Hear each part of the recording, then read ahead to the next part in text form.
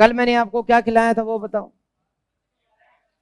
अरे पल्लुओं में पढ़ाया था, पल्लुओं में, वो बात करो अब।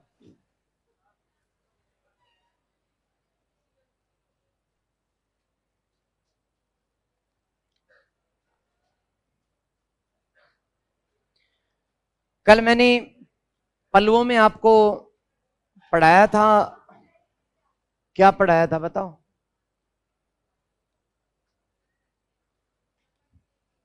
मैंने पल्लवों में कल बताया था कि पल्लव जो है कांचीपुरम राजधानी थी। अरे रिवाइज करवा रहा हूं, एक बार देख लो। कांचीपुरम राजधानी थी। इनका संघर्ष वातापी के चालुक्यों के साथ हुआ, बताया था ना। फिर मैंने बताया था कि पहला शासक कौन है, टाइम क्या है इसका, 575 से 600। पल्लव वंश का वास्तविक संस्थापक किनको कहा जाता है, सिंह विष्णु को कहा जाता है।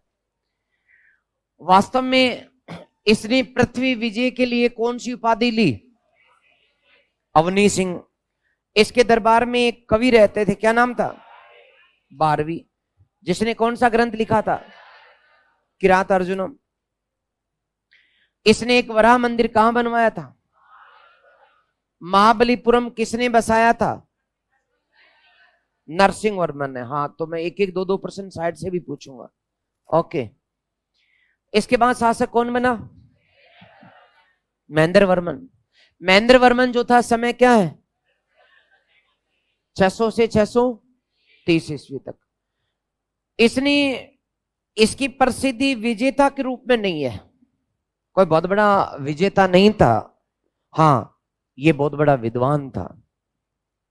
तो इसकी प्रसिद्धि लड़ाकू के रूप में नहीं है, इसकी प्रसिद्धि लेखक के रूप में है, लड़ाकू के रूप में है। तो कौन सी रचना लिखी थी इसने, बता। मत विलास। ये रचना किस भाषा में, किस पर लिखी गई, कापालिक साधु। ठीक है। दूसरी रचना कौन कौन सी, और गुणबर, गुणबर। तो बरबर के गुण ले लो भले। इसका चित्त जब विचित्र हो जाता था तब। इसी के समय किसकी शुरुआत हुई, चालुक्य राजा कौन था, किसको हराया। थोड़े दिन बाद महेंद्र वर्मन की मृत्यु हो गई। इसके दरबार में एक शैव संत कौन रहता था, कौन से मंदिर बनवाए, याद रखें कौन से, शासक कौन सा, महेंद्र वर्मन। मंदिर कहां बनवाए, ओके। इसके बाद इसका बेटा नाम क्या है, नरसिंह वर्मन। का टाइमिंग क्या है, इसके बाप को किसने हराया था, ये किसको हराएगा, कितनी बार, बदला लेते हैं उसकी पीठ पर। और उसकी पुलकेशिन की राजधानी कौन सी में क्या स्थापित कराया, विजय स्तंभ स्थापित कराया। इस बात की पुष्टि कहां से होती है, और वातापी जीतने के कारण कौन सी उपाधि ली, और किसकी उपाधि ली, जिसका साउथ में नाम क्या है, और क्या बसाया, महामलपुरम या महाबलीपुरम बसाया। और वहां 7 मंदिर बनाए जिन्हें क्या कहते हैं। इसके दरबार में एक चीनी यात्री वेनसांग आया, इसका बेटा कौन था, बताओ बताओ, परमेश्वर वर्मन। मैं सोचा कि देख देख के बोल रहे हो। परमेश्वर वर्मन कहां गया रे, कट गया, कट जाने दो, कट जाने दो, ओके, कट जाने दो उसको। तो आप बताओ परमेश्वर वर्मन का समय कितना,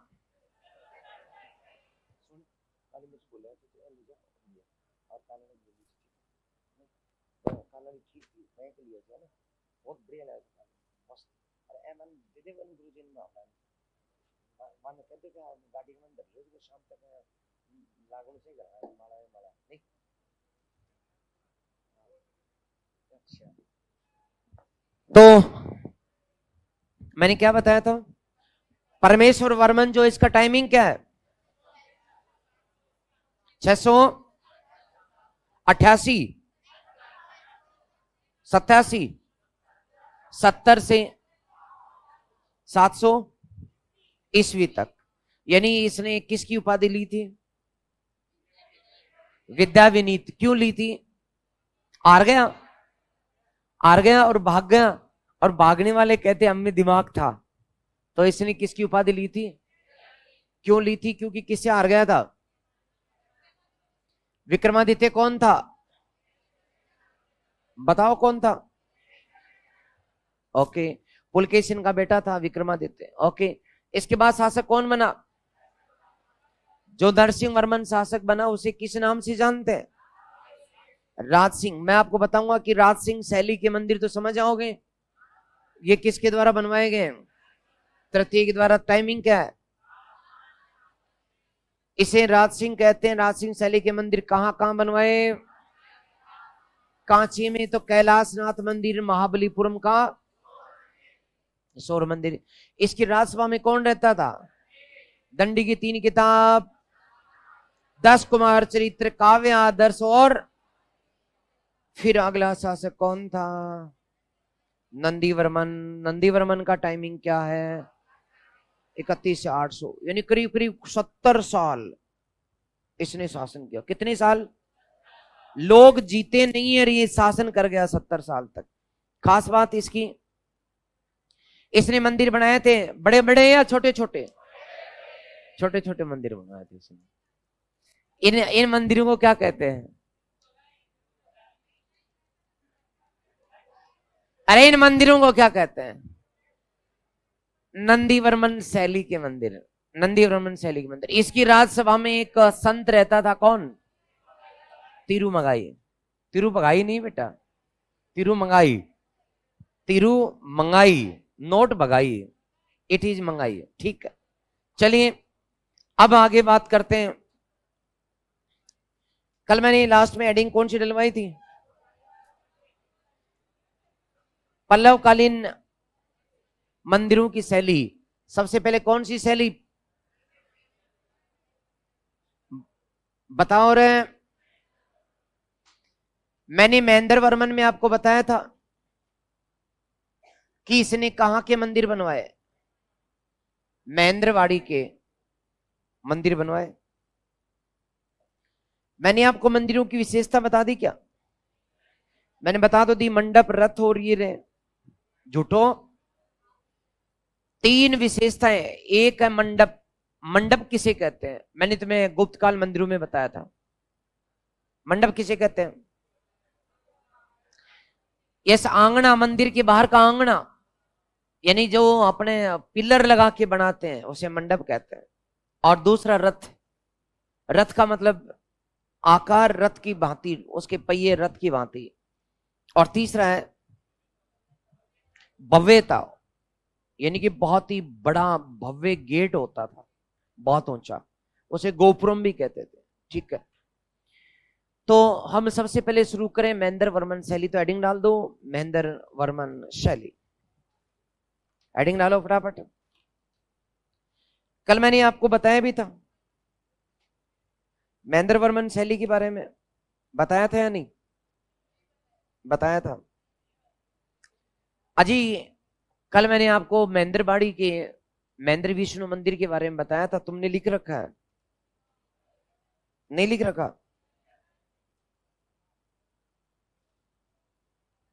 बता दिया था एक। अरे महेंद्र वर्मन को खोल के देख, देखे बावड़ी हो रही है? लिखवाया हुआ है ना? बस तो फिर अब मौज कर तो।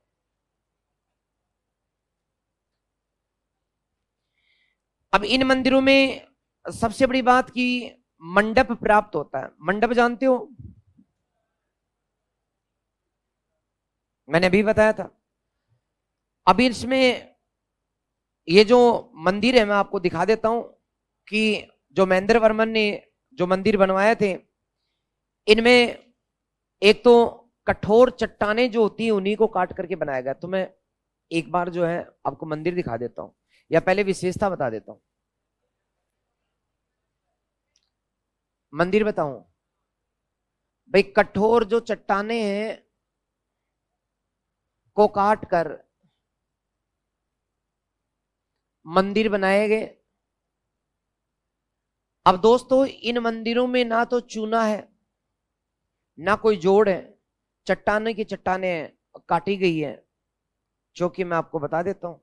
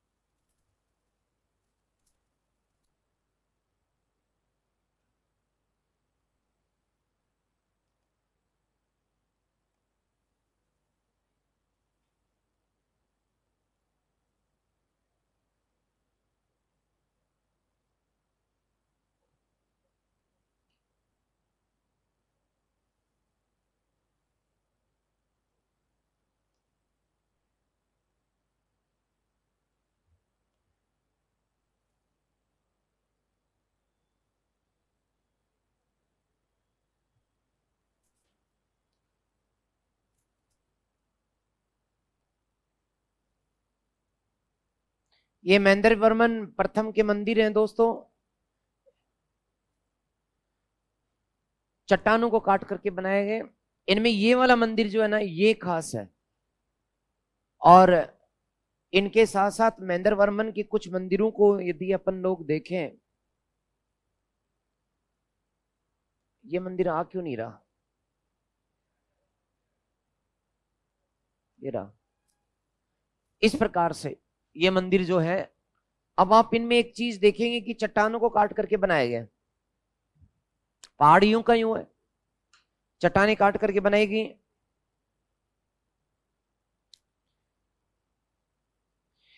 महाबलीपुरम के सौर मंदिर को बताने के लिए आपने कहा था, लेकिन पहले हम महेंद्र वर्मन पढ़ेंगे, फिर नरसिंह वर्मन पढ़ेंगे, फिर राज सिंह सैली जब पढ़ेंगे ना तब आएगा सौर मंदिर। सौर मंदिर भी आएगा, राज सिंह भी आएगा, और उसमें सौर जो हो रहा है वो भी आएगा, लेकिन वक्त के साथ। तो आपने देख लिया, अब मैं लिखा रहा हूं, महेंद्र वर्मन शैली में लिखेंगे, फटाफट लिखें। कठोर चट्टानों को काटकर, कठोर चट्टानों को काटकर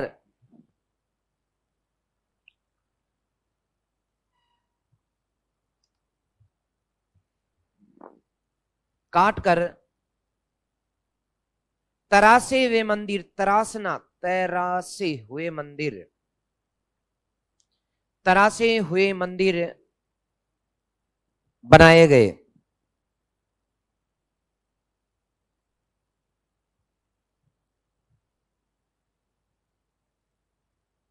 बनाए गए जैसे,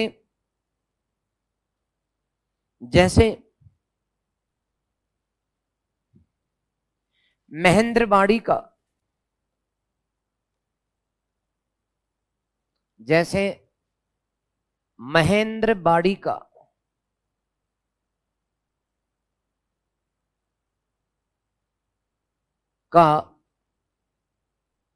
महेंद्र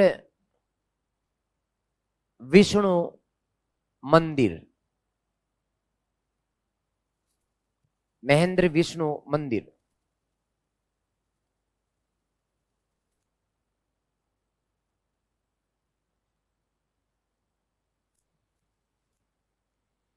पलवरम का पंच पांडव मंदिर, पलवरम का पंच पांडव मंदिर।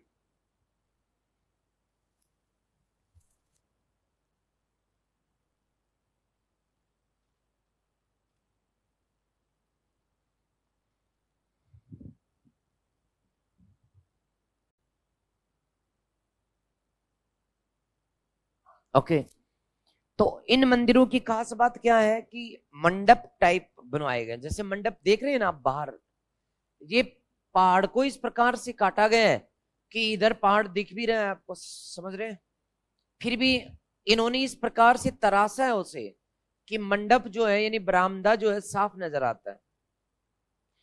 तो इस प्रकार के मंदिर जो है इन्होंने बनवाए थे। और अन्य खास बात यदि अपन बात करें इन मंदिरों में, जैसे ये भी है, ये साउथ की जो नीलगिरी हिल्स है वहां नीले रंग का पत्थर आपको साफ नजर आएगा, इसमें भी इन्होंने इस प्रकार के मंदिर बनवाए थे नीलगिरी हिल्स पर। तो अब कितनी गहरी गुफाएं इन्होंने बनाई जमीन से काफी ऊंचाई पर आकर के कटिंग के माध्यम से। तो ये मंदिर जो है ये इन्होंने बनवाए थे। ठीक है, तो ये दोनों जगह के मैंने मंदिर आपको दिखा दिए। एक तो कहां का, पलवरम का पंच पांडव मंदिर, पलवरम का पंच पांडव मंदिर, और दूसरा महेंद्रबाड़ी का महेंद्र विष्णु मंदिर। इसकी पहाड़ की एक छाप ये भी हाल है कि पहाड़ वही है लेकिन ये कुछ और है, इसको जाने दो। ये वही है जो मैंने थोड़ी देर पहले दिखाया था, बस इसका व्यू अलग है। ओके, अब दोस्तों दूसरी शैली लिख दो। दूसरी शैली कौन सी?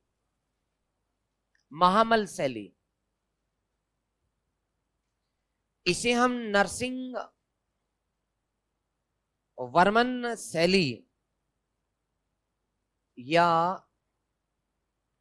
महामल शैली भी कहते, महामल शैली भी कहते।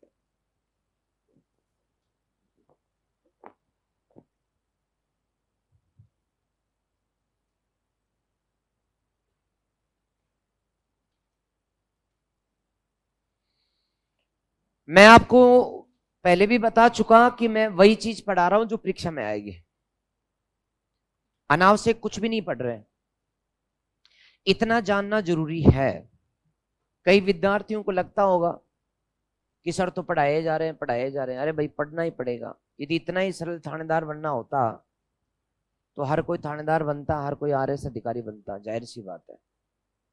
तो जो विद्यार्थी सोचते हैं कि कोचिंग में एडमिशन ले लेने से या फिर कभी कभी कोचिंग चले जाने से या फिर कोचिंग में एक दिन में 3 घंटे बैठे रहने से और 3 घंटे उठकर चले जाने से सिलेक्शन होता है, तो वो गलत है। उससे हम लकीर पीटते रह जाते हैं। आप जो मैं ये चीजें पढ़ा रहा हूं, मैंने वास्तव में महेंद्र वर्मन शैली पर कोई 20 से 25 लाइन होती है, मैंने सिर्फ 2 लाइन आपको बताई इसमें। 2 लाइन कि भाई विशाल चट्टानों को काट करके मंडप बनाए, मंडप वाले मंदिर 2 जगह से सिर्फ। तो इतनी कम बेसिक जानकारी है कि आपके जीके में इतना पढ़ना तो बेहद जरूरी है। और जो इसे कम पढ़ना चाहता है ना, फिर वो तो आरपीएससी से सेटिंग करें कि आरपीएस या तो उसको कोई तरीका बताए या फिर जालोर की बस में बैठाए। हाँ जी, कुछ कछु ना कछु वही हो सकता है जुगाड़। पढ़कर सिलेक्शन वाला जुगाड़ तो खत्म है भैया। तो आरपीएससी को जुगाड़ बताए या फिर जालोर वाली बस में बैठाए। इसके आप जालोर वाली बस में बैठते हो, उस बस में नहीं बैठे आप। हाँ खैर, उस बस के नंबर नहीं है ना आपके पास? हाँ बस, तो मेरे पास भी नहीं है। मैं ऐसी बसों से बहुत नफरत करता हूं क्योंकि ऐसी बसों में बैठने वाले ना घर के रहते हैं ना घाट के, बीच में लटकते हैं। तो नरसिंह वर्मन शैली, महामल शैली, ध्यान देंगे दोस्तों, इसने विशाल चट्टानों के, बड़ी बड़ी चट्टानों को काटकर, विशाल चट्टानों को काटकर रथ मंदिर बनवाए, रथ मंदिर बनवाए। ये मंदिर कहां बनवाए? इसने एक नगर बसाया था, याद हो तो, महामलपुरम या बलीपुरम। तो महाबलीपुरम ये कहां पड़ता है दोस्तों? तमिलनाडु में। ऐसे कितने मंदिर? 8 मंदिर। एक बाद में अंतिम समय इसने बनवाया था, लोकल देवी का। इन 8 मंदिरों को, लेकिन चूंकि शुरू में कितने थे? 7, इसलिए इन्हें क्या कहा जाता है? सप्त पेगोडा कहा जाता है। सप्त पेगोडा कहते हैं दोस्तों। इन्हें यूनेस्को विश्व विरासत सूची में शामिल किया जा चुका है। विश्व विरासत सूची में शामिल किया गया। आपको मैं बता दूं कि भारत में जितने भी विदेशी लोग आते हैं, हर दूसरा पर्यटक यहां जाता है। यहां तक कि अमेरिका के राष्ट्रपति जब भारत यात्रा पर 3 दिन आए थे, तो उन्होंने ताजमहल को नहीं देखा, बल्कि ये जरूर देखा। शी जिनपिंग जब आए थे 2019 में 3 दिवसीय भारत यात्रा पर, तब वो यहीं रुके थे। तो कुछ तो खास है, कुछ तो बात है, मैं दिखाऊंगा, मैं बताऊंगा। लेकिन ये मंदिर जो 8 हैं, उनके नाम बताओ किस किस के हैं? बता बावली। आता नहीं है? तू पढ़ती नहीं बिल्कुल भी। पहला है बेटा धर्मराज युधिष्ठिर रथ, धर्मराज रथ मंदिर। ये जो याद करने हैं ना, पांडव याद कर लो, अपने आप याद हो जाए। तो पहला मंदिर धर्मराज रथ मंदिर है। ये इन मंदिरों में सबसे बड़ा मंदिर है। तो जब पूछेंगे कि सबसे बड़ा सप्त पेगोडा कौन सा, पांडवों में सबसे बड़ा कौन था? युधिष्ठिर था। तो सबसे बड़ा वो और सबसे बड़ा ये, तो सबसे बड़ा मंदिर है। और दोस्तों इसी मंदिर में नरसिंह वर्मन ने खुद की भी मूर्ति लगवा दी। तो नरसिंह वर्मन की मूर्ति स्थापित की गई है, मूर्ति स्थापित है। फिर दोस्तों दूसरा मंदिर कौन सा होगा? अर्जुन, सॉरी, भीम, भीम रथ मंदिर। तीसरा कौन सा होगा? अर्जुन रथ मंदिर। समझ गए अब आप? फिर नकुल, इन दोनों का साथ ही बना दिया। नकुल सहदेव रथ मंदिर, इनका साथ ही बना दिया। तो एक ही मंदिर में दोनों भाई बैठ गए, बोले भैया आ जाओ, बोले आ रहा हूं ना। इसके बाद बच गई द्रौपदी रथ मंदिर। क्योंकि लेडीज थी, 5 भाई थे, बड़े थे, ये सबसे छोटी थी, इसलिए सबसे छोटा रथ मंदिर कौन सा?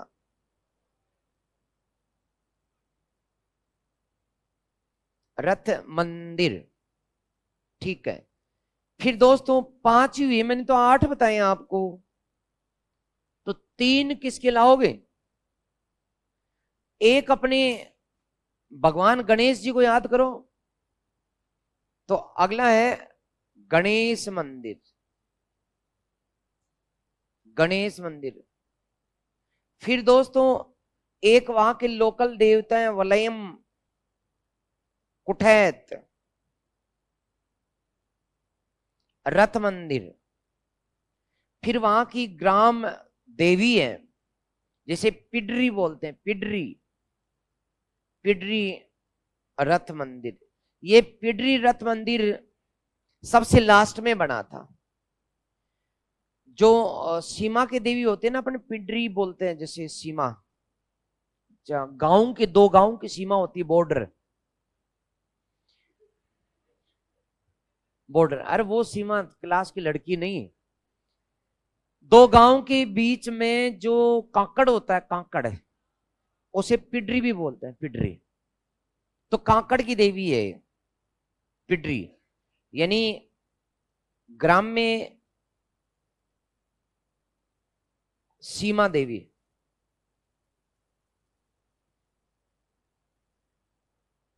ग्राम में सीमा देवी पिडरी। वलयन कुठैत वहां के लोकल देवता है। गणेश मंदिर है ये पूरे के पूरे। सबसे बड़ा रथ मंदिर कौन सा, सबसे छोटा कौन सा, और वहां के स्थानीय देवताओं के कौन कौन से हैं, वलय कुठैत रथ मंदिर और पिडरी रथ मंदिर। चलिए आपको दिखाते हैं। हाजिर है विश्व विरासत सूची का भारत के दुर्लभ मंदिर, जो सिर्फ एक ही चट्टान से बनाया गया है। सिर्फ लिखना है सप्त पेगोड़ा।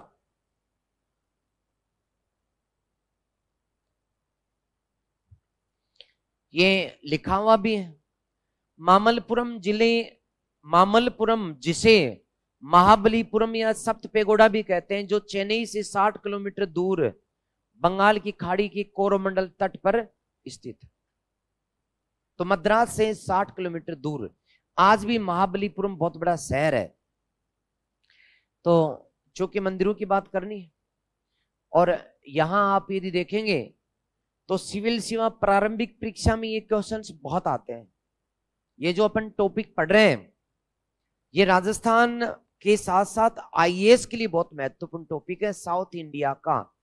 और यहां से जब क्वेश्चन आते हैं ना, तो नॉर्थ इंडिया के विद्यार्थी कछु नहीं कर पाते। तो आप लोग तो चूंकि होशियार हैं, आप लोग तो करेंगे। तो प्यारे दोस्तों, मैं रथ मंदिर की बात करूं तो सप्त पेगोडा के रथ मंदिरों को रथ मंदिर क्यों कहा जाता है, क्योंकि रथाकार होते हैं ये। आपको मैं बताना चाहूंगा कि इनमें ये देखिएगा,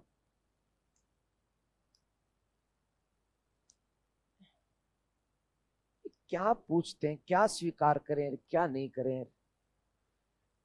ये चट्टानों के बनाए गए, यानी पूरा मंदिर कभी एक बहुत बड़ी चट्टान थी, उसका बनाया गया। साफ नहीं आया, चलो तो दूसरा दिखाते हैं।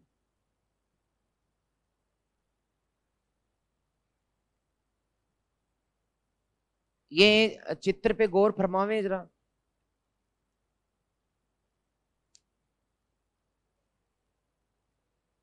शी जिनपिंग और मोदी जी ये कहां आए थे, तमिलनाडु के शहर मामल्लपुरम के। दोनों नेताओं की मुलाकात यहां रथ मंदिरों में हुई थी। खैर, तो अब अपनी, चूंकि आप जो है अपनी सुरताल में आ चुके हो, इसलिए मैं अब आपको ऐसा मौका दूंगा नहीं, आप जानते ही हो।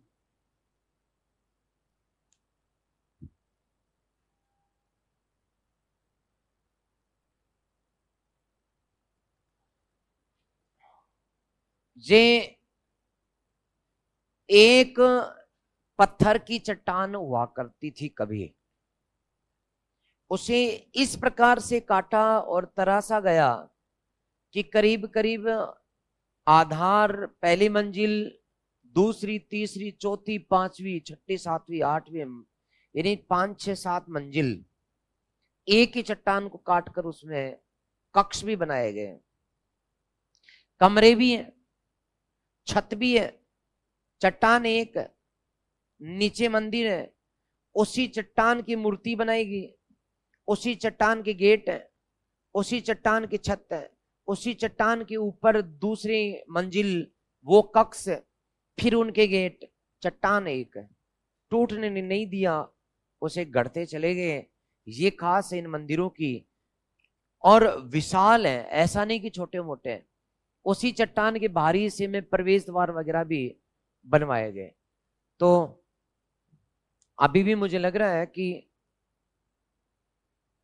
सप्त पेगोड़ा की साफ कोई पिक्चर आई ही नहीं है, क्योंकि ये बंगाल की खाड़ी के पास में स्थित है, इसलिए बहुत भारी संख्या में धक्कड़ चलते हैं। मतलब आप समझ गए? दक्कड़ का मतलब समुद्री तूफान। इसलिए लेकिन फिर भी आज तक अपनी मूल स्वरूप में बने हुए हैं। यही है दोस्तों, कोई अच्छी फोटो है नहीं इसमें आजकल।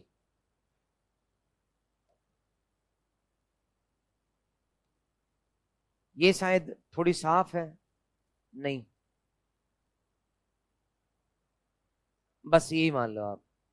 ये ये देखो चट्टान से कैसे बैल वगैरह ये बनाए गए थे, मंदिर के पास में ये मूर्तियां भी उसी चट्टान की बनाई गई हैं। ठीक है, तो अब आप जो है फटाफट दोस्तों उतार लो। नरसिंह वर्मन शैली।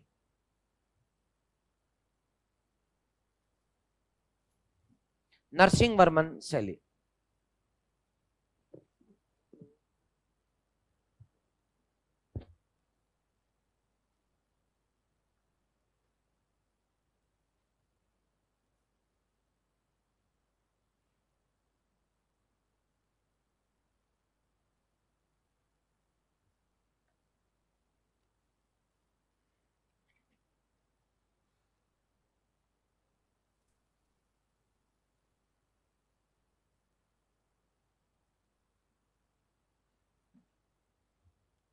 महेंद्र वर्मन तो छोड़ देना रे, ये वाली तो, ये वाली तो छोड़ देना बात, और बाकी की सारी लिख देना।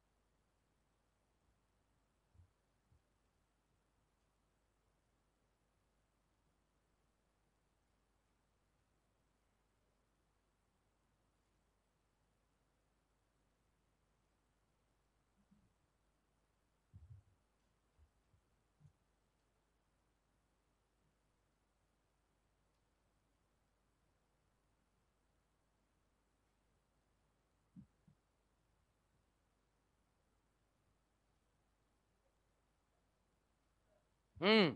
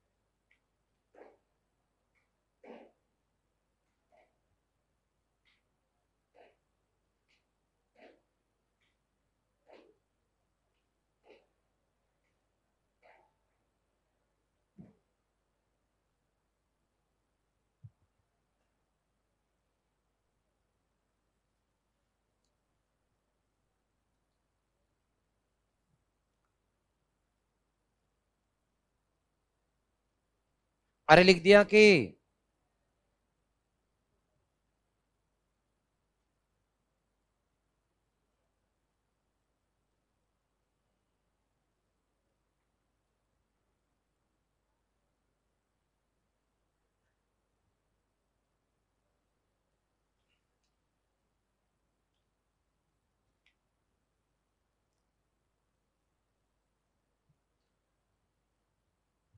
लिख दिया या लिख रहे हो? बहुत अच्छी बात है यार, होशियार हो फिर तो, ये तो मानना पड़ेगा।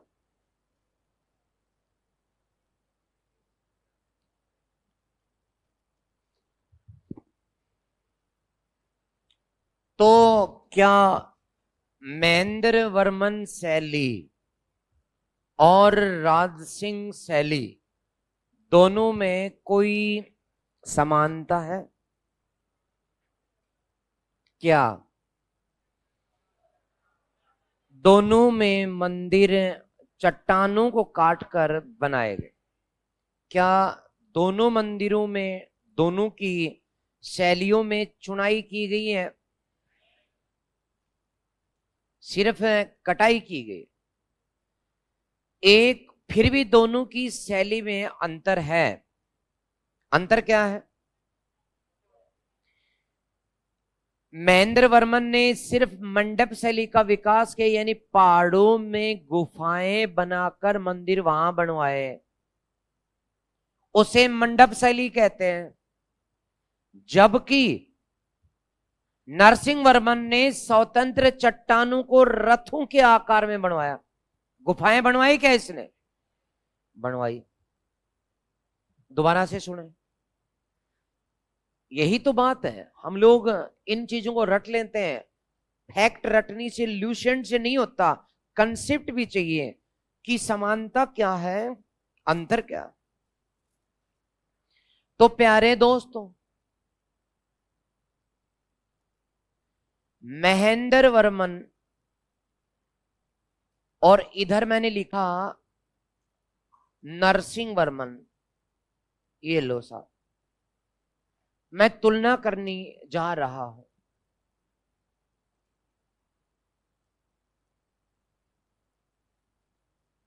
नरसिंह वर्मन शैली,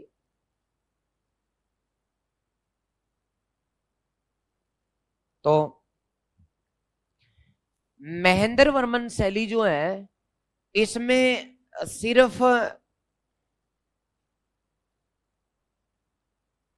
चट्टानों को काट कर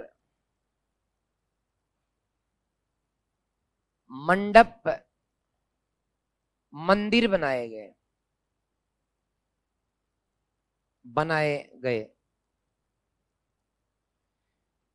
दूसरा, इसमें क्या किया गया, इस शैली में स्वतंत्र चट्टानों को रथ मंदिरों में परिवर्तित किया गया, परिवर्तित किया गया। एक बात। दूसरी बात, इसने मंडप मंदिर भी बनवाए। तो इसका मतलब क्या हुआ कि इसने तो सिर्फ मंडप मंदिर ही बनवाए, इसने मंडप मंदिरों के साथ साथ कौन से मंदिर बनवाए? रथ मंदिर में आपको पढ़ा चुका, अब मैं आपको मंडप मंदिर पढ़ाऊंगा। इसने, नरसिंह वर्मन ने 10 मंडप मंदिर बनवाए और 8 रथ मंदिर बनवाए। दोनों में अंतर क्या है? बता बता। अरे रथ मंदिर में, मंडप मंदिर में अंतर क्या है? मंडप मंदिर पहाड़ में होंगे, गुफा बना करके पहाड़ को मतलब खड़ा भी रखेंगे, गिरनी नहीं देंगे, और मंदिर भी बना देंगे, गुफा भी बना देंगे। मंडप बनाना जरूरी है। इसमें पहाड़ रहेगा क्या? ना, काट काट के छांट छांट कर पहाड़ का अस्तित्व खत्म, सिर्फ मंदिर बचेगा, जमीन पर आ जाएगा। इनके लिए पहाड़ पर नहीं चढ़ना, बावली सुन ले, और जमीन पर ही पहाड़ आ जाएगा। इनके लिए पहाड़ पर चढ़ना पड़ेगा, इसमें पहाड़ बचा रह जाएगा और इसमें पहाड़ जो है वो चला जाएगा। ठीक है, अंतर समझ गए? तो मैं मंडप मंदिर की हेडिंग डलवा रहा हूं, या फिर इसको इस तरह से भी आप लिख दो तो कितना बढ़िया हो जाए। मतलब छोटी सी में बड़ी बात है, छोटी सी तुलना।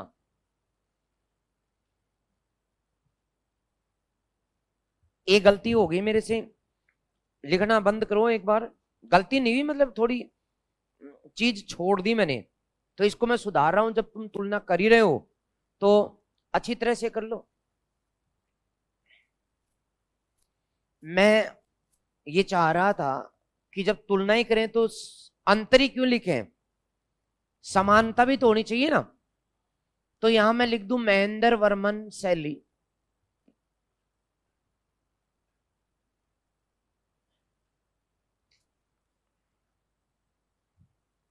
और मैं यहां लिख रहा हूं नरसिंह वर्मन शैली।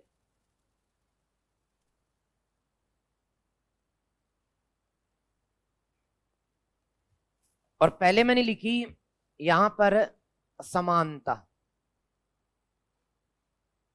तो समानता बता दो। दोनों ने चट्टानों को काट कर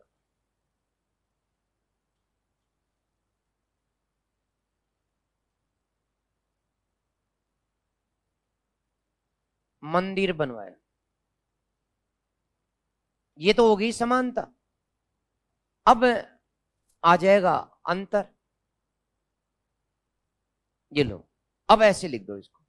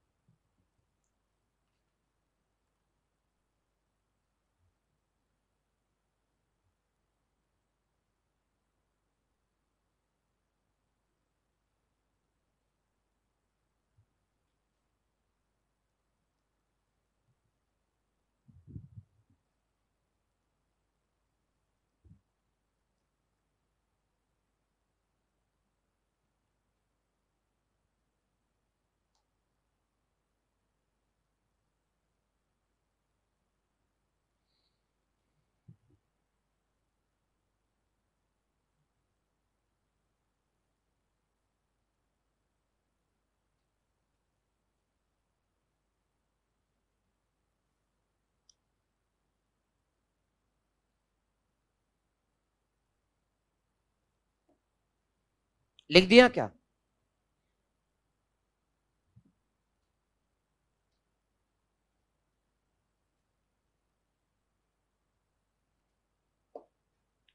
तो सोच, लगा दिमाग।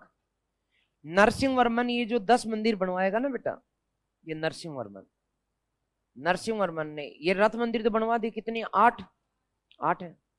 आठ के नाम बता सकता है कोई? बता। अरे बड़े बड़े धर्मराज, बावली हो रही है। फिर भीम, फिर अर्जुन, फिर नकुल सहदेव, फिर द्रौपदी आ गई। गणेश जी महाराज की जय हो। और दो लोकल देवता, एक वलयम कुठैत और दूसरा वो ग्राम देवी, क्या नाम, पिडरी। पिडरी। आपको मैं बता दूं कि आपके जो नोट्स हैं, ये जो पढ़ा रहे हैं, पढ़ रहे हैं, मैं नाम नहीं लेना चाह रहा, बड़ी कोचिंग जो आप लोग मानते हैं आरएस की, उसमें उसका नाम पिंडारी रखा हुआ है। पिंडारी मंदिर। पिंडारी नहीं है, वो पिडरी है, लोक देवी है वहां की। तो गलती से टाइप लोग पढ़ रहे हैं, पढ़ा रहे हैं, आप लोग ध्यान देना। हो सकता है आपका कोई दोस्त, हाँ मान लो कोई पढ़ रहा और आपको कह दे रहे तुम पिंडारी रथ है, मंदिर है। नहीं बेटा, पिंडारी बहुत बाद में आए थे, जब मराठा थे तब। अंग्रेजों के टाइम पिंडारी आए थे, उसमें पिंडारी नहीं थे। ये लोक देवी है पिडरी। तो एक देवता वलय मुकुट है, तो लोक देवी है, जिसको हम गांव के बॉर्डर की देवी मानते हैं, जो कांकड़ की देवी जिसको हम मानते हैं, वो है पिडरी।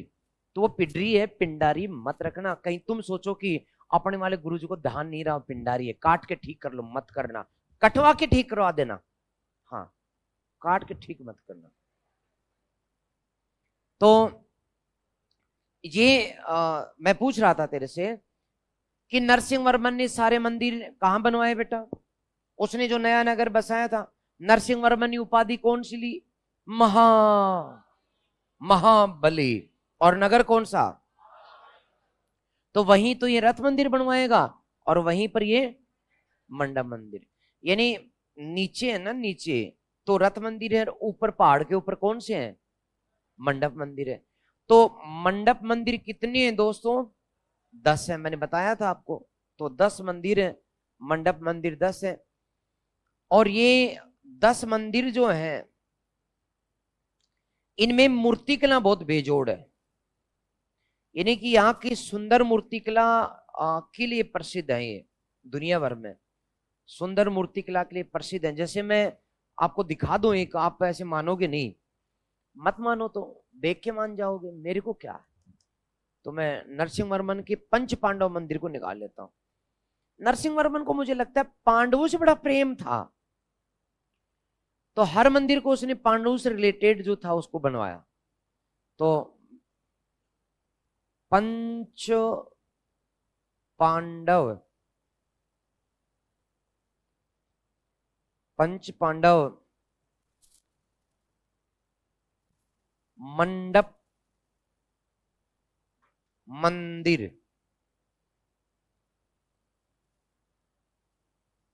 मंदिर पल्लव।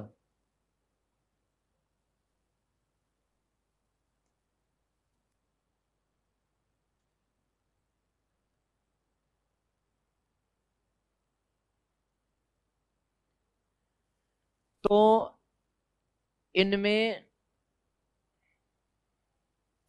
ये अब की बार आया वो नरसिंह वर्मन के उन मंदिरों की जो शैली है।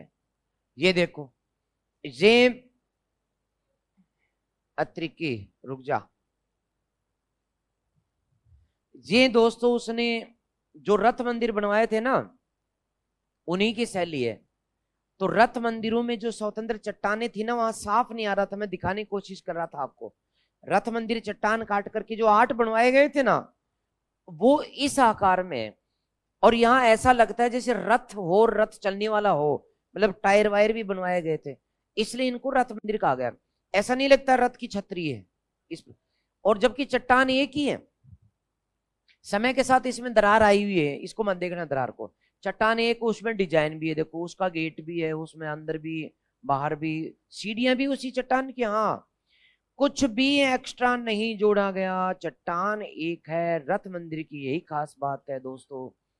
इसके पास में देखो किस प्रकार की घड़त है एंड बढ़त है, आप लोग देख सकते हैं। ये ये रथ मंदिर के विशाल ये और है उदाहरण, ये देखिएगा। ये देखो छत को भी किस प्रकार से मोड़ा गया है, तोड़ा गया है, ये इनकी खास बात है। क्योंकि बंगाल की खाड़ी के तट पर है, तो हरियाली बहुत है दोस्तों वहां पे, ठीक है। ये रथ मंदिर एक ही चट्टान से निर्मित, ठीक है। अब ये तो बात हुई रथ मंदिरों की, और तुम चाहो तो इसमें ये वाला पढ़ सकते हो, लेकिन ये तो कौन सी भाषा है, अंग्रेजी है, फिर तो ठीक है, तो तब तो कुछ खास बात नहीं। चलो अब हम आपको दिखाते हैं महाबलीपुरम से बाहर आकर पंच पांडव मंदिर। तो उनमें पंच पांडव मंदिरों में गुफाएं हैं, और वो गुफाएं कहाँ गई, इधर आएंगे, ये देखो साहब,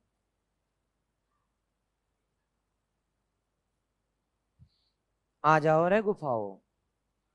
तो पहाड़ की ये गुफाएं नरसिंह वर्मन की समय, क्योंकि यहां मंडप दिख रहे हैं आपको, नहीं दिख रहे, ये मंडप, मंडप का मतलब जहां पिलर लगा करके और गुफा बनाई जाती है उसे मंडप कहते हैं।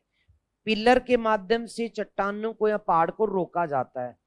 हम इसको अपने राजस्थान में बरामदा या क्या कहते हैं, मतलब बरामदा कहते हैं, बरेंडा कहते हैं, इसको मंडप कहा जाता है। ये मंडप मंदिर है, यहाँ दिख भी रहा होगा पीछे जाने के लिए जगह, तो आपको जाना नहीं है इनकी, समझ रहे हो। तो इस प्रकार के मंडप मंदिरों का निर्माण इन्होंने कराया। इनमें लोकप्रिय है पंच पांडव मंदिर, उनके अंदर इस प्रकार की मूर्तिकला है। तो लोकप्रिय क्यों है ये, मूर्तिकला के लिए, मूर्तिकला महाबलीपुरम की धार्मिक मूर्तिकला। तो मूर्तियां बहुत अच्छी अच्छी यहाँ बनाई गई है, आप समझ रहे हो ना। आप भी यहाँ रहना,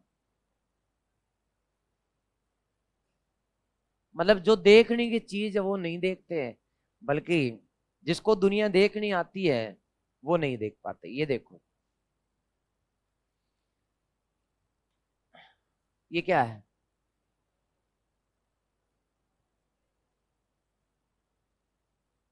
ये देखो। तो इस प्रकार के मंडप बनवाए हैं उसने। तुम याद रखें, मामल शैली में, महामल शैली में दोनों बनवाए गए, रथ मंदिर 8 और मंडप मंदिर 10, ठीक है। ओके, तो मैं अब लिखवा रहा हूं मंडप मंदिरों में, लिखें, हेडिंग डाल दो, नरसिंह वर्मन के द्वारा बनवाए गए मंडप मंदिर।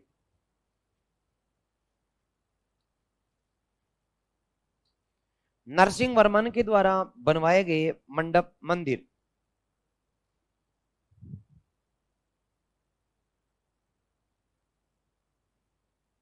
के द्वारा बनवाए गए मंडप मंदिर। इनमें दो खास लिखेंगे, महाबलीपुरम के पहाड़ों पर, महाबलीपुरम के पहाड़ों में, महाबलीपुरम के पहाड़ों में, महाबलीपुरम के पहाड़ों में नरसिंह वर्मन ने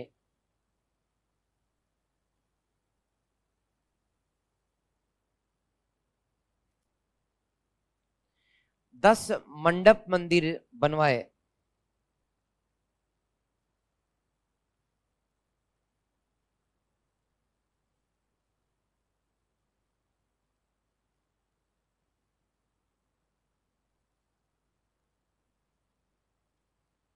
दस मंडप मंदिर बनवाए, जिनमें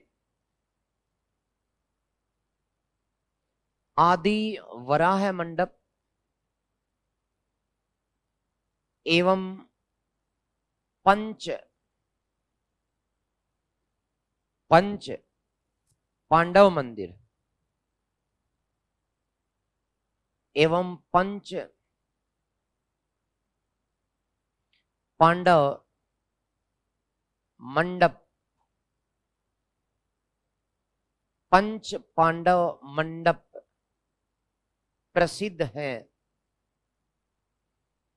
इनमें सुंदर मूर्तिकला, इनमें सुंदर मूर्तिकला का निर्माण करवाया गया।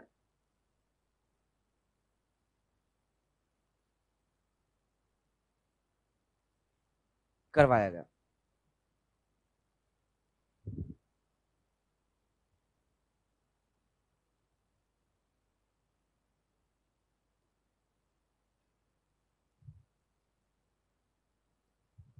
लिख दिया। अब दोस्तों दो शैलियां कंप्लीट हो गई, तीसरी और चौथी छोटी है, बड़ी नहीं है। तो यदि मैं बात करूं तो तीसरी शैली का नाम है राजसिंह शैली। कौन सी शैली दोस्तों? राजसिंह शैली। ये लंबी चौड़ी नहीं है, बहुत छोटी है। मैंने राजसिंह शैली में दो मंदिर आपको बताए। इसके समय इस शैली में चेंज क्या आया? क्या चेंज आया बताओ रे? तो चट्टानी मंदिरों को छोड़ दिया गया। अब तक दोनों शैली में चट्टानी मंदिर थे, इनमें चट्टानी मंदिरों को छोड़कर ईंट पत्थर की चुनाई से मंदिर बनाए गए। तो इनकी चुनाई से मंदिर बनवाए गए, ये राजसिंह शैली की खास बात है। यानी इसके समय चट्टानी मंदिर प्राप्त नहीं होंगे। ये जो मंदिर हैं दोस्तों, इनमें जो पत्थर हैं दक्षिण भारत के पत्थर ग्रेनाइट के हैं, इसलिए ग्रेनाइट एवं बढ़िया चूना पत्थरों के मंदिर ये इसने बनवाए। चूंकि चुनाई है तो विशाल मंदिर बनवाए। इस राज सिंह की दो मंदिर हमें प्राप्त होते हैं। मैंने कल बताया था, आपको लिखाया था। एक महाबलीपुरम का शोर मंदिर, और दूसरा है कांची का कैलाशनाथ मंदिर।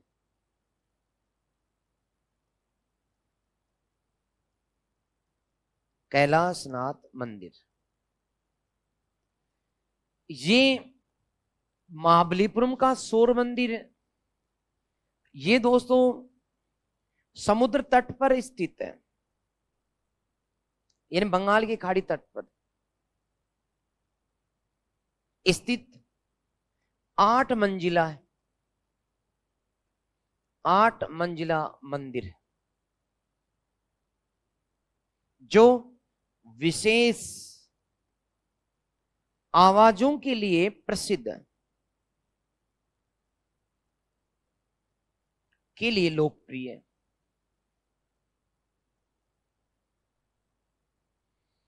और ये कांची का कैलाशनाथ मंदिर ग्रेनाइट चट्टानों का द्रविड़ शैली का सर्वोत्तम पल्लव कालीन मंदिर है। सबसे बढ़िया द्रविड़ शैली का मंदिर यही है। तो मैं मंदिर दिखा दूं या एक बार लिख रहे हो? लिख रहे हैं तो लिख दो, फटाफट लिख दो।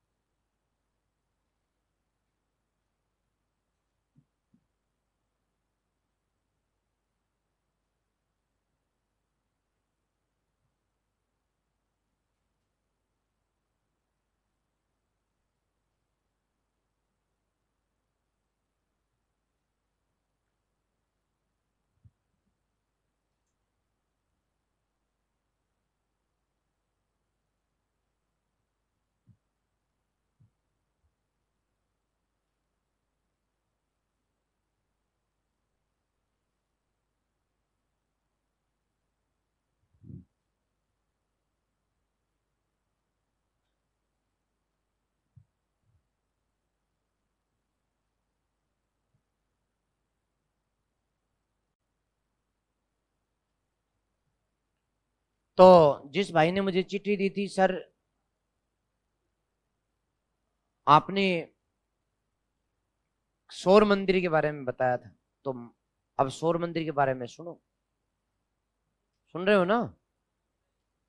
तो अब मैं पूरी कथा सुनाता हूँ।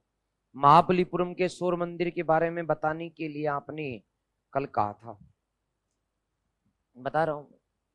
पहले तो मंदिर को देखो, फिर कहानी सुनो। मैं जाकर के आया था, इसलिए पूरी बात बताऊंगा। इसमें आवाजें आती हैं भूतड़ियों की। भूत भी हैं बेटा, भूत भी हैं, लेकिन लेडीज आवाजें ज्यादा हैं।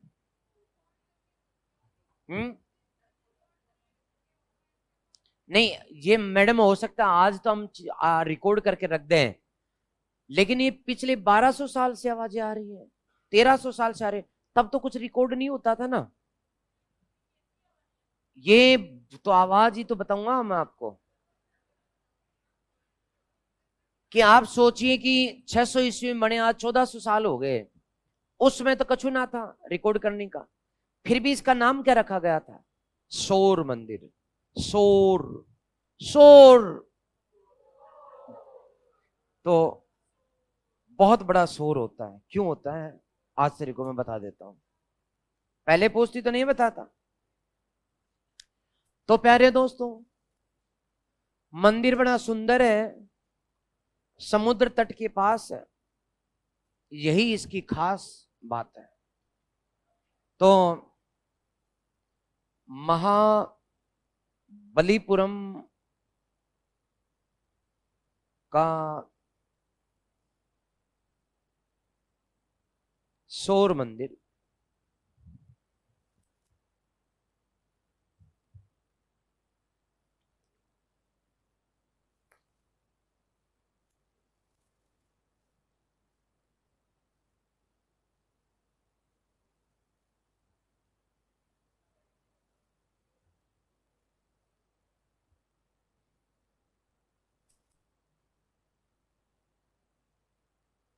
तो आप लोग देख सकते हैं, समझ सकते हैं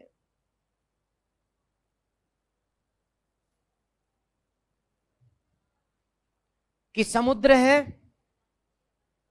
तट पर है, और कमबख्त का मुख्य गेट भी इधर ही है। यहां से जाते हैं, ये जो दीवार इसके और इसके बीच में काफी जगह है, 5-6 फीट की, यहां दिख नहीं रही वो अलग बात है, लेकिन समुद्र के किनारे पर ये स्थित है। और ये मंदिर जो है, मैंने बताया कि कितनी मंजिल है, गिनो। एक नीचे नीचे, दूसरी, तीसरी, चौथी, पांचवी, छठवीं, सातवीं और आठवीं। 8 मंजिल का है, मतलब है। इसमें साथ में कुछ और बात है, वो भी देखिएगा। ये लोग जो है, ये ठीक है, इसका सही फोटो है, आने दो फोटो को। तटीय मंदिर, सौर मंदिर, यस। तो ये वास्तविक पत्थर है, ये रियल आकार है, ठीक है। लेकिन चूंकि इसमें वो फोटो नहीं दिख रहा, तो मतलब इस मंदिर में आवाजें आती हैं, भयानक आती हैं दोस्तों, ये ठीक है। अब मैं जब घूमने गया 2019 में, तब देखना था हिस्ट्री के रह गए, और हिस्ट्री में हिस्ट्री वाला विद्यार्थी जो है वो अपनी पुरानी पढ़ाई को ढूंढता है। समुद्र दिख रहा होगा, ये रहा थोड़ा थोड़ा। तो मैं मेरी वाइफ के साथ में जब गया, तो थोड़ी थोड़ी वो डर रही थी कि भाई भूतनी बातनी कुछ हो जावे। तो मैंने कहा कि भाई ठीक है, मैं तो हिस्ट्री का हूँ, साइंस का भी हूं, मैं तो देखूंगा, मैं तो समझूंगा। तो ये काम कर, बैठ ले बाहर। वो बेचारी थोड़ी देर के लिए तो बैठी। ज्यादा लोग इधर जाते नहीं, क्योंकि भूतों के नाम पर सबकी फटती, चाहे कितना बड़ा साइंटिस्ट हो बोले, समझ लो। अब मैं अंदर गया, तो सच में अंदर जाने पर चीखने की आवाज आने लग गई।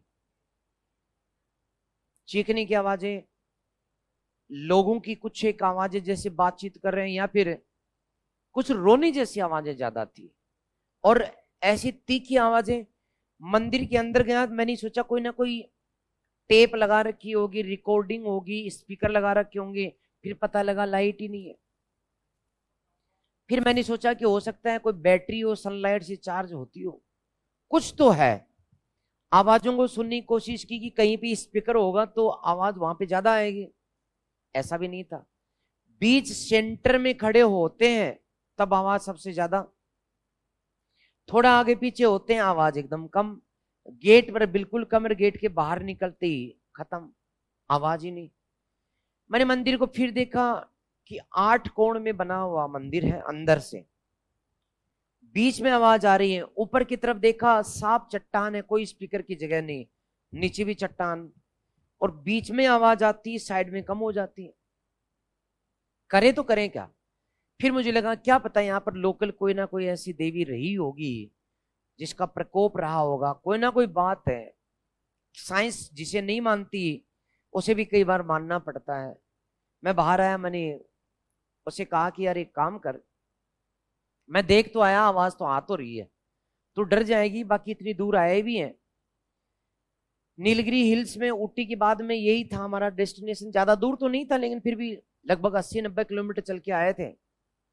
तो देख तो ले। बोले ठीक है ना, मैं भी चाहती हूँ कि इतनी देर से बैठी हुई सोच रही थी कि मैं भी देख तो लेती, कभी बताती। मैंने कहा ठीक है। जब मैं उसको लेकर के फिर मंदिर में गया, एक आध फोटो फाटो खींची, तब उसने कहा कि देखो अब की बार आवाज बढ़ गई है, जैसे कोई चीख रहा हो। मैंने कहा हाँ। फिर उसने ध्यान से कहा कि देखो ऐसे सुनो, कोई इंजन की सी आवाज है। फिर मैंने भी सुनी। फिर मैंने कहा तू चल रहे यार बाहर, पता नहीं क्या चक्कर है यहाँ। जैसे हम गेट पर आए तो वो आवाज बिल्कुल कम हो गई। फिर हम बाहर आके बैठ गए। मैंने कहा समुद्र की फोटोएं खींच देता हूं मैं। फिर फोटोएं खींच रहे थे, तभी वो जो आवाज थी वो बाहर बैठे बैठे भी कानों में आने लग गई।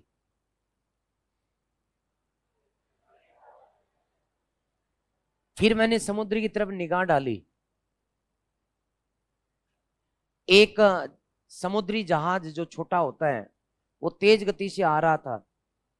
फिर मैं भाग करके मंदिर के अंदर गया। मेरे दिमाग ने कहा कि अब पकड़ में आ रहा है मामला।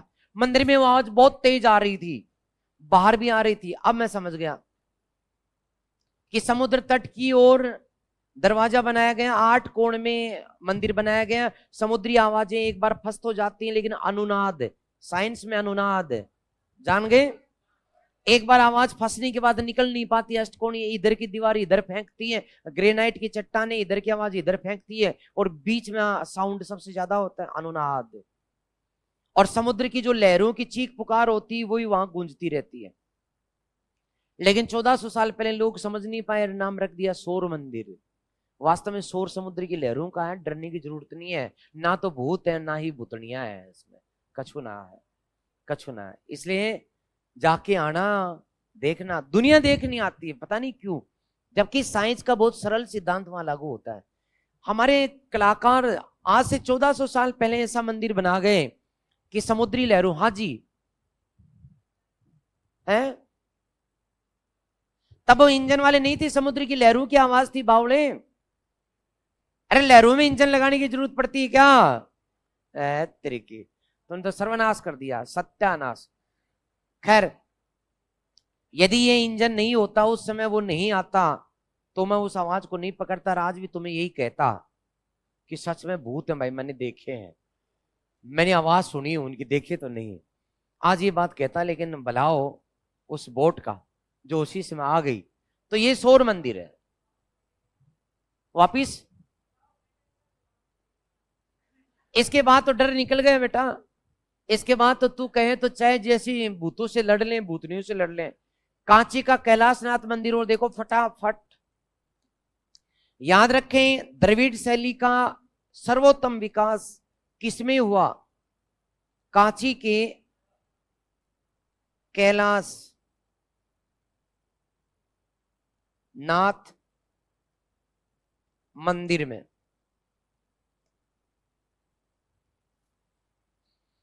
तो कांची, तमिलनाडु के कांचीपुरम का कैलाशनाथ मंदिर भगवान शिव को समर्पित है, समझ रहे हो। इसमें और भी है, ये पल्लव वंश के शासकों की राजधानी हुआ करती थी और पल्लव वंश के राजाओं ने इसका निर्माण कराया। लेकिन आप बता दो किसने कराया निर्माण? बता बावली। नरसिंह वर्मन तृतीय, बोले तो राज सिंह। ठीक है, ओके। तो कांचीपुरम का महारत्न कैलाशनाथ मंदिर, ये मंदिर जो है द्रविड़ शैली का चरम विकास है। साफ नहीं है फोटो, कोई बात नहीं, ये कैंसिल, ये भी कैंसिल।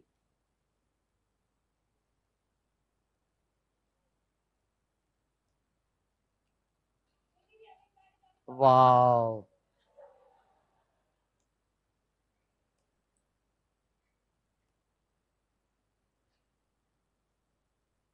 बताओ, लोग सुनाने के लिए तैयार रहते हैं, को सुने ना सुने। यह मंदिर है दोस्तों, कांची का कैलाशनाथ मंदिर। द्रविड़ शैली की विशेषता क्या होती है कि मंजिलों का ऊपर की ओर बढ़ते हुए छोटी होती जाती है। शिखर नहीं होता, मंजिलें होती हैं। मंजिलें की मंजिलें मंदिरों के ऊपर बनाई जाती है, और यही इसकी सबसे खास बात है। ऊपर पिरामिड या छतरी आकार होता है। ये द्रविड़ शैली का सबसे सुंदर मंदिर माना गया है।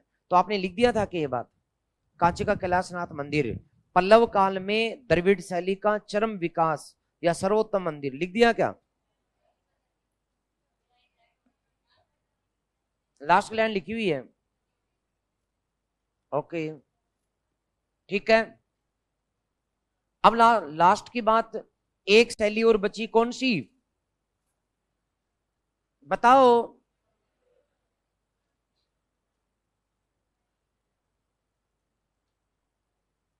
खास बात क्या है? मैंने पहले लिखा दिया। इसके समय छोटे छोटे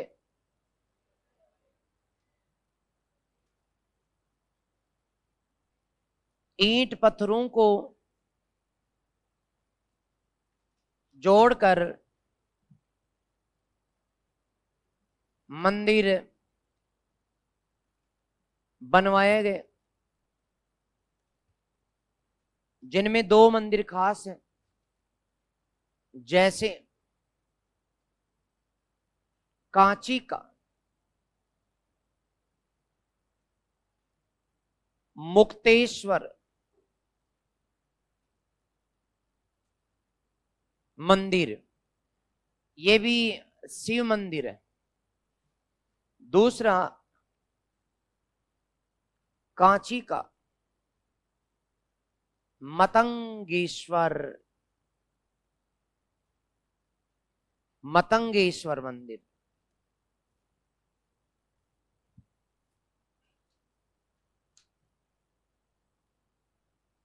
फटाफट उतार दो।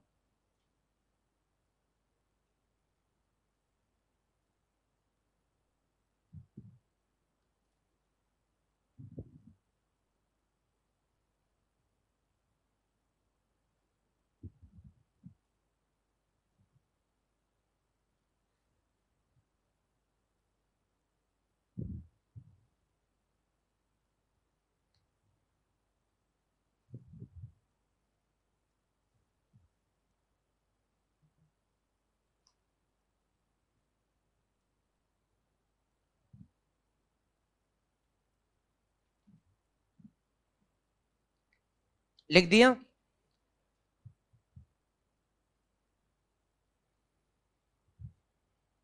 एक नोट और डाल दो,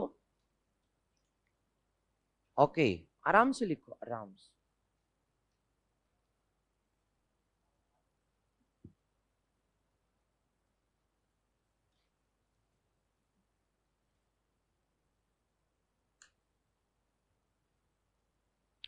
नोट डाल देंगे दोस्तों, एक नोट। पल्लव काल में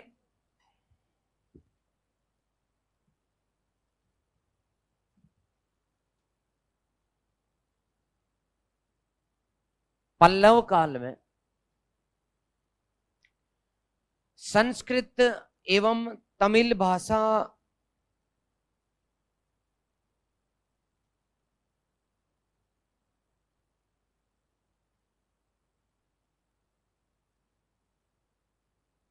का विकास हुआ।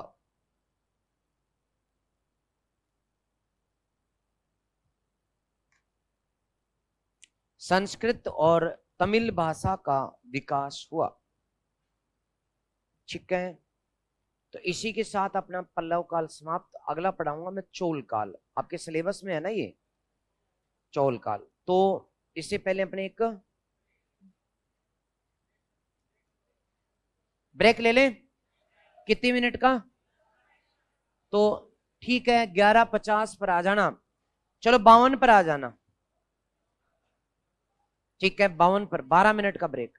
ठीक है, ओके मित्रों, नमस्कार।